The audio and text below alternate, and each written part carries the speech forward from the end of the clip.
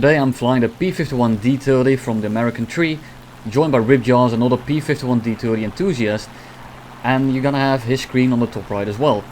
We are fighting a 10v2 today, and yes, you heard that right. Excellent. Medium tier at 4.3, 5.3, so not really up tier, not really a down tier, but we got slightly down tiered in a sense. This game will mostly be a lot of extending and trying to find openings, because again it's a 10v2 and they're not coming in one by one, they're coming in by groups. So we're really trying to find openings, and we're really trying to get the most out of this match without being a dick about it. Like, we didn't run to the airfield and stuff like that. We wanted a fair and square win. And I'm sorry if it was a really dreadful game for the enemy team, because I know we were extending quite a lot. We were just trying to salvage something that was basically lost. But this was definitely one of my favorite games of the last few months. It was a very annoying one, I do have to admit. I did get pretty upset about this G55 in particular. Because what he would do is climb on my 6 and deny me any kind of engagement on anyone. And if I try to engage him, he would have the energy advantage, or at least the altitude advantage. If I were to pitch up to him, he would commit in a head-on and he would kill me. So we would literally make like a no-fly zone around him, because I'm not going to take a head-on with a G55 in the P-51D-30. The chances of him hitting me are very high, and the chances of him completely crippling me are also very high. And even if I do hit him, he won't be very bothered about the damage unless I hit his engine. And I will need every little bit of performance on this plane I can get, because of course I will be relying on speed. Whereas he can rely on being relatively slow and his guns. So it's not a trade I want to take. Starting off with this 109G, he's pitching up straight in front of me, basically an easy kill. I'm trying to neck G shoot here, which is a very dumb thing, that could have easily cost me the kill there. If you try to shoot someone down, roll over, try to predict where he's going and then pull into him. I was just so busy trying to extend from this G55 because I don't want him anywhere on my 6 or anywhere near 1 kilometer, so I didn't want to burn any speed. In retrospect, was it a good idea? No. At the time I thought it was a good thing because I would lose less speed, but of course afterwards it's easy to say that something is dumb or maybe smart, and there you go. I start out running the G55 and there's no reason for me to dive anymore, and thus he realizes that and he starts climbing. And this is basically what he will be doing throughout the whole match. I start to climb as well and he instantly dives after me. If you both go very slow, he will out accelerate me. I got that other 1 and 9 in the background, Boss Hawk 78. So I don't want to go too slow. What I'm trying to do here is get as much separation from the G55 as possible so I can deal with the 109. But of course I don't know what the 109 is doing yet. Ripjawz on the top right is doing the exact same. He has 3 people on the 6. And what we're doing right now is we're just trying to extend the groups away from each other and see if any of them breaks off to go for the other one, which is why I'm not flying directly away from the 3 people on Ripjawz. I want to make it so that they switch targets, and if they switch targets they lose energy, and if they switch targets they lose positioning, which is exactly what I want them to do. Right now I can't really do a 90-degree turn to the left because that's 109 will 100% catch me, and I don't want a 109 on my 6 who's going to force me slow, and then the G55 comes in and will absolutely lick my scraps up. Like, I'm not going to be doing anything against that. Ripjawz is going to engage in a little dogfight over there. He has quote unquote only 2 on him, and we're kind of like, we need to kill people. Like, they need to be gone. Our team is falling like flies in the background and we just need to get these people out of the match. And at the moment we're basically just juggling the G55s back and forth so we can get rid of him, because he makes it so that I can't do anything. So wherever he is, it's going to be the guy that's going to be running. Unfortunately so, he was on me for the most of the game, so I will be extending a lot. And Ripjawz is just trying to get on these people to 6. Makes them bleed speed, make them dive, make them do anything that we might get the upper hand here. And now he's on one of the 190s, the 190 isn't going to outrun him, and the 109 on the 6 is also not going to outrun him. I'm now starting to turn slightly towards him so I can come in and help maybe. But of course, with a scenario like this where there's this many people, it's kind of hard to pick a target, and it's kind of hard to figure out who to go for. It's a lot of retrospect, it's a lot easier to do. At the moment here we're just trying to kill as many people as quickly as we can. Of course we are on the clock as well, they are with 10. They can refuel, they can rearm, we basically can't. The moment we go down to the land, or maybe to do anything, we lose, basically. And of course they dive with us, and they do it in a shallow dive, and we can outrun them again, but that's not what's happening here, unfortunately so. And Rip is trying to merge these 2 groups together. We're both bringing them together here, and then we can see if we can make some of them switch targets. And luckily for us, they all went for me, except for, well, the G55 and the 109. So effectively, we just switched the targets. So now Ripjawz is gonna extend because he has the G55 on him, and I'm going to be trying to get a little bit of altitude because I'm hoping that the G55 and the 109 on Ripjawz will dive on him and thus waste more energy. One guy crashes in the background of the enemy team, which is a good thing, and the G55 breaks off to come back for me. I would have had the energy advantage if he hadn't done this, and you can tell that I really don't want to go head on with this guy, because he really wants to go head on, and if someone really wants to go head on, I'm not taking it. I'm in a better plane, or at least I can stay clear of him if I want to, and I'm not going to throw that away by going head on with him. There is a chance we can win this, and I'm not going to throw that away by, well, flying into his guns. Ripjawz here is again managing to dogfight two people at once because the G55 isn't anywhere near him. We can try the dogfight with the G55, but it's basically just throwing the match, and we're not really having those ideas yet. Later on we start thinking about just giving up because, well, it was a pretty pesky fight, but towards the end it slowly and more surely starts to go in our favor. He's trying to stay clear of the 190's roll rate as well as the pool, because at high speed that thing is definitely dangerous, especially with the amount of guns it has. He starts to realize that he can't really win that dogfight, and what does he do? He extends away, he gets a little bit of, he drops a little bit of altitude to get his speed up, get that speed up, get some separation, and then goes in a very gradual climb yet again to get that separation up, while not losing too much speed. And again, this is just half the match. You're just trying to extend away, trying to find an opening, and when there's this many enemies around, it's just not many openings to be found, so we really had to just pick and choose whatever we wanted to take. And it's just a matter of waiting. It's a lot of waiting. It's a test of patience, really, and which is why I can understand why this enemy team got pretty annoyed, because all we were doing in their point of view was basically running. But of course I can't read their minds. If you are watching this video, if you are trying to see what you did wrong, what happened, things like that, feel free to comment. It was a very good fight. I've enjoyed this very much so. The thing is that these planes are just so much faster than you all that we basically just have limited chances to come back in and out. Which is exactly what we did. We juggled the G55 between us, because he was the only one that was really climbing and setting up for the things we were doing. Unfortunately so for him, he was the only one doing that. And this made it so that it was basically him flying alone and the rest of his team just dying as he wasn't near us. Which is kind of unfortunate on his end, because he played it right, albeit very annoying. At the same time, we're doing the exact same thing. Instead of climbing, we extend horizontally, whereas he extends vertically. So I can't really blame him. He was trying to salvage the match as much as we were. The only problem is that he, unfortunately so, didn't have a teammate.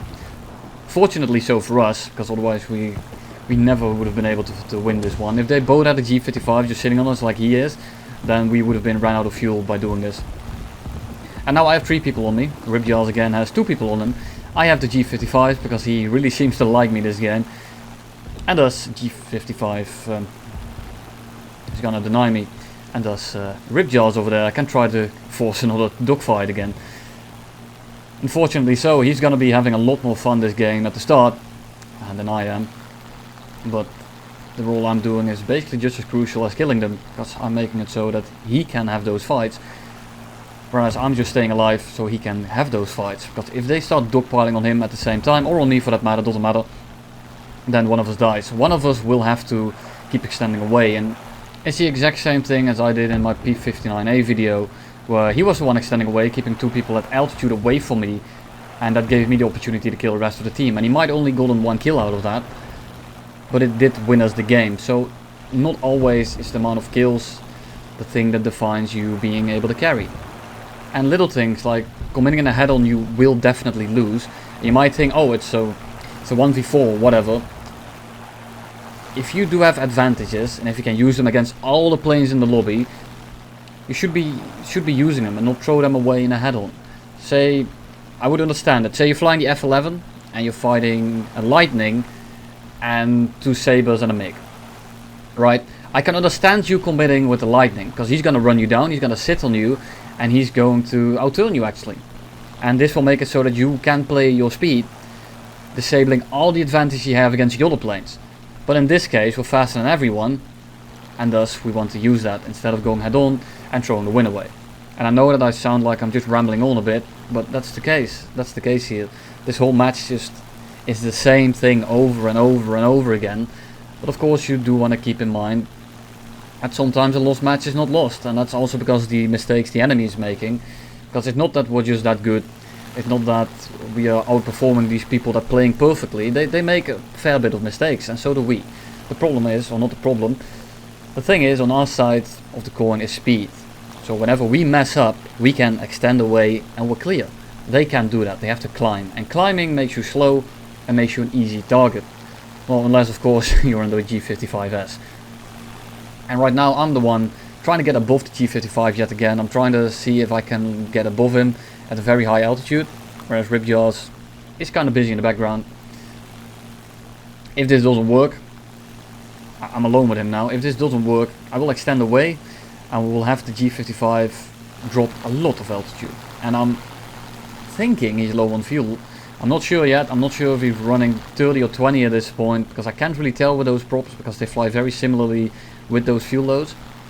In jets you can definitely tell, because the difference between 20 minutes of fuel and a 7-minute saber, for example, is insane.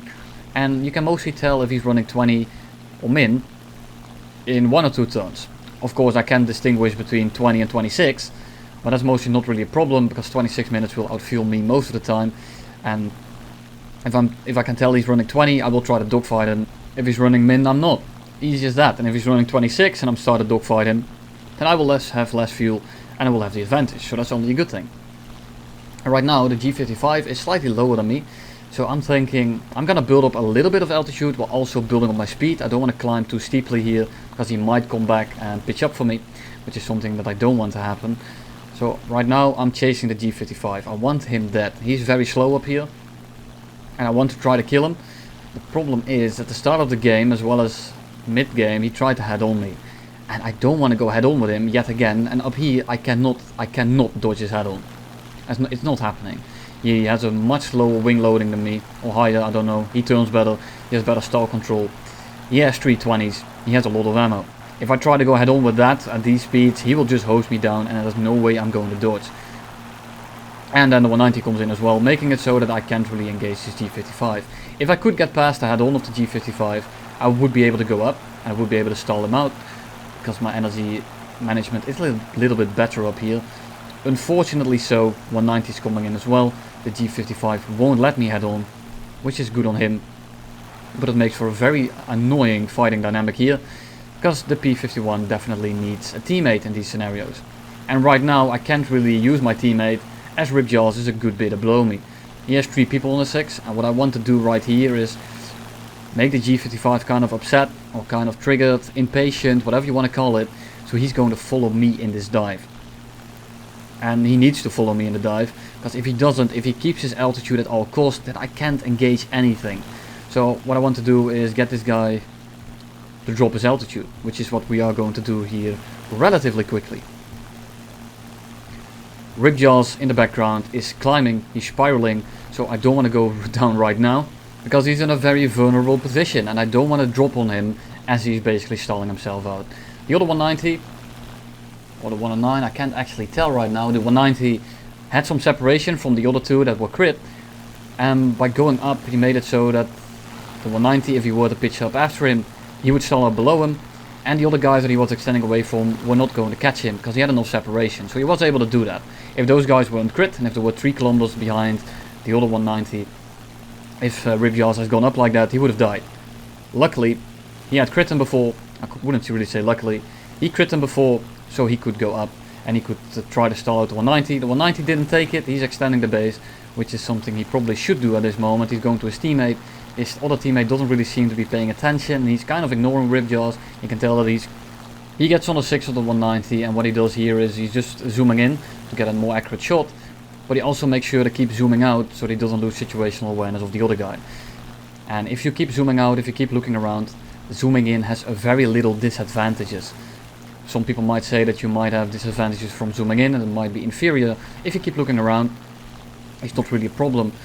Of course, if you get tunnel vision, which is easy to do when you're zoomed in, then yes, it is a disadvantage. The other 190 on the deck is not going to catch him, because he was just very low on energy and he just did a 180. The other two people on the 6 are crit and they are not the fastest anymore, and I'm going to be diving in right now. And the whole match was basically getting into this exact scenario. Right now we can start doing something. They're all on the deck, the G55 is diving with me and he's going to compress. He's going to lose a lot of speed in this diving thing we're doing, because I just have a higher top speed and better retention in the straight line. And I will abuse the ever living hell out of that to get this G55 out of the match. Because I'm rather confident that the moment I kill that G55 we win the game. Ripjawz over here is a very sketchy scenario, I do have to admit. I set the 109 on fire, rather lucky. Keep extending to the other guy because I don't want to waste any time with those guys. I want to help Ripjawz out here, get him out of this dogfight so he can start picking up some speed again.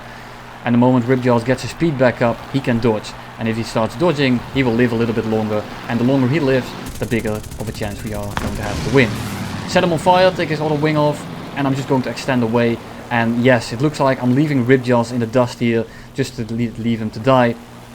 Not exactly what I'm doing, because the other two 190s are going for me, or the 190 and the G55, because they are catching me for now. Ripjawz seems like a very unappealing target, because he's low on energy and they can easily kill him. 190 luckily breaks off, so now I am 1v1 with the G55, and I can leave Ripjawz alone with that 190. Not a problem. Yes, he has a lot less energy, and this is going to be a very sketchy fight, but I'm just waiting for the G55 to turn around and help his squad mate, or his teammate rather. And the moment he does that, I will turn around after him and I will catch him before he reaches him. I'm waiting a little bit to turn around to see if he isn't faking it, because people like to do that as well. And now the run begins. Now I'm on the attack, and now they're going to have a problem. Ripjawz sets the 190 on fire, and I'm going to be pushing really hard, trying to get towards the G55. And at this point, we decide to get this G55 out of the match as soon as we can. We want this guy dead. So Rip is going to go head on with him. He has some speed on him. He's just hosing him down. He needs the RTB. He has a very low amount of fuel. He gets hit. Unfortunate. But the G55 isn't as fast as me, and he still has to do a 190 or 180. He does the 180. I go head on with the G55. I miss. But right now I have the energy to go head on with him, dodge the head on, and then loop back over to get on the 6. The G55 wants to finish Ripjawz after hitting him. But at this point he isn't really paying attention anymore. I just stopped shooting there because I thought I killed him. But I killed the other guy that just crashed on landing.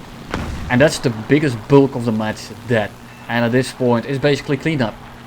We are going to go RTB, and I just noticed the chat. I wasn't paying any attention to the chat. I was really focused on trying to win this one. And I also had two other squad mates yelling in my ear as they were playing jets. So I'm sorry, unconscious pilot, but I will return your high right now. Albeit a month late. And right now we're just gonna go back and we're gonna land, and then we will continue the match. And not much is going on at this point. And I'm sorry if I sound a little bit hoarse today. I think I got a cold, and I've been talking for about 20 minutes straight right now, as well as me doing a recording of this video and having to redo it halfway in because my audio file got corrupted. So I've been talking for about 40 minutes right now, and yeah, I am a bit hoarse at this point, but you know, it's okay. At least we're going to win this match. I'm just giving it a very quick look there to see if he's experienced in that plane, if I can try to dogfight him, because I'm not going to throw the match on the last guy that's going to try to dogfight me.